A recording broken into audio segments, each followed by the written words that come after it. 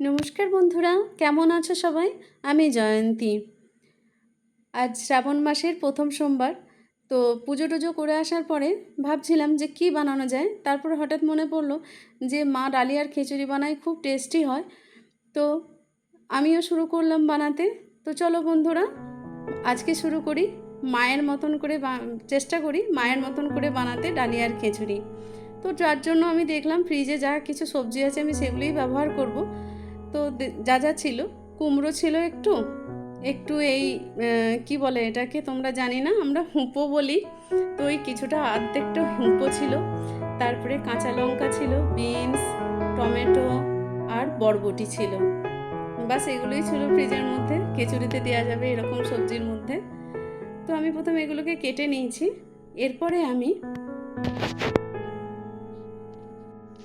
একটা ছাঁকনিতে ওই কাঠার মাপে, ছোট কাঠার মাপে 1 কাঠা ভেজে রাখা মুগ ডাল নিয়ে নিয়েছি। আর নেব 2 কাঠা, ওই কাঠারই 2 কাঠা মাপে ডালিয়া। তারপর এটাকে আমি খুব ভালো করে ধুয়ে নেব। যতক্ষণ ওই সাদা সাদা জল বেরোবে ততক্ষণ পর্যন্ত বেশ ভালো করে চটকে চটকে ধুয়ে নেব। ধোয়া হয়ে গেছে বন্ধুরা। এবার আমি এটাকে একটু জল ঝরানোর জন্য রেখে দিলাম। এরপর আমি গ্যাসের মধ্যে কড়াই চাপিয়ে দেব এবং কড়াইয়ে সামান্য পরিমাণ তেল দেব, এই 2 টেবিল চামচ মতন হবে। এবার আমি সবজিগুলো সব ভেজে নেব। টমেটো ছাড়া বাকি সব সবজি আমি এতে দিয়ে দেবো এক এক করে। এবং জোর আছে, যেহেতু কুমড়ো আছে, তারপরে বরবটি আছে, হুঁপো আছে, সবের থেকেই জল বেরোবে। তো সেই জন্য আমি জোর আছেই এটা ভেজে নেব ভালো করে।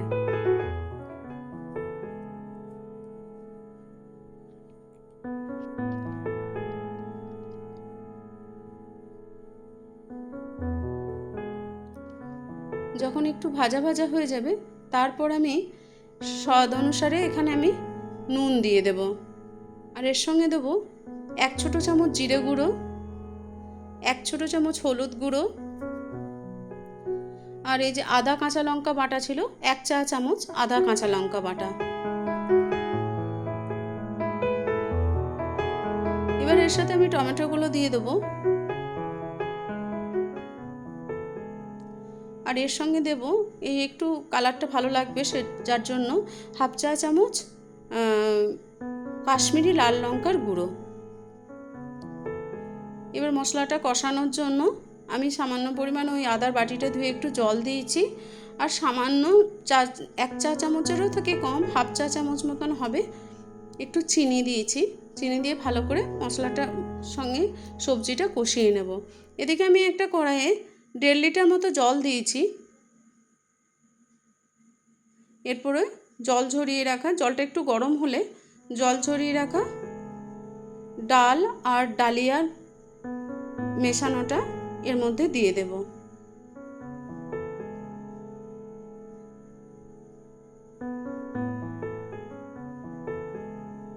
মুগ ডাল খুব তাড়াতাড়ি লেগে যায়, তো একটু নাড়িয়ে চাড়িয়ে দিতে হবে। হয়ে গেছে বন্ধুরা আমার মশলা কষানো। এরপর আমি প্রেসার কুকারের মধ্যে এই কষানো সবজি সমেত মশলা সমস্ত কিছু আমি দিয়ে দেব। এরপরে কড়াইটা ধুয়ে আমি একটু জল নিয়ে এটাও দিয়ে দেব।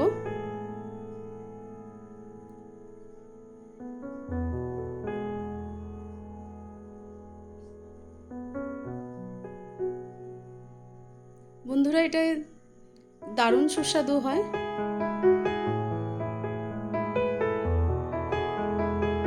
টেস্ট করেও দেখে নিয়েছি, নুন টুন একদম পারফেক্ট হয়েছে। এরপর আমি দেব একটু ভাজা মশলা। এটা আমি ভেজে রেখে দিই। এর মধ্যে গোটা জিরে, গোটা ধনে, শুকনো লঙ্কা, দারুচিনি আর আছে গোলমরিচ আর লবঙ্গ। এগুলো আমি কাঠখোলায় ভেজে নিয়ে গুঁড়ো করে রেখে দিই, যে সবজিতে প্রয়োজন হয় আমি দিই। বন্ধুরা আমি একটাই সিটি মেরেছিলাম, প্রেসার কুকার এঁটে দেওয়ার পরে একটা সিটি মারার পরে আমার রেডি হয়ে গেছে একদম।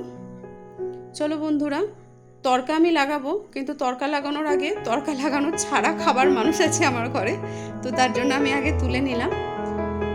সো ঘি দিয়ে একটু পরিবেশন করে দেব। এবার বাকিটা আমি তড়কা লাগাবো, যার জন্য একটা তড়কা প্যানে আমি সর্ষের তেল নিয়ে নিয়েছি, এই 1 টেবিল চামচ মতন হবে, আর সঙ্গে শুকনো লঙ্কা তেজপাতা কুচিয়ে দিয়ে দিয়েছি, আর দেবো ছোট্ট চামচের 1 চামচ গোটা জিরে।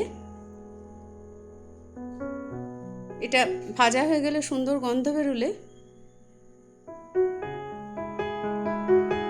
নামিয়ে গ্যাস অফ করে নেওয়ার পরে একটু মানে কয়েক সেকেন্ড ওয়েট করে আমি দেব হিংটা মানে গ্যাসে থাকা অবস্থায় দিলে পুড়ে যায়, যার জন্য নামিয়ে দিলাম। হয়ে গেছে বন্ধুরা, আমি ছোঁক লাগিয়ে দিয়েছি খিচুড়িতে। অপূর্ব স্বাদ হয়েছিল বন্ধুরা, তোমরাও একদিন এইভাবে বানিয়ে দেখো, খুব ভালো লাগবে। আর ভিডিওটা শেষ পর্যন্ত দেখার জন্য অনেক ধন্যবাদ। আর এই দেখো, আমি নিজে তো আমের আচার গুড় আমের সাথে খেয়েছিলাম, আমি বানিয়েছিলাম এটা। আর বন্ধুরা, ঘিটাও আমার হাতের বানানো।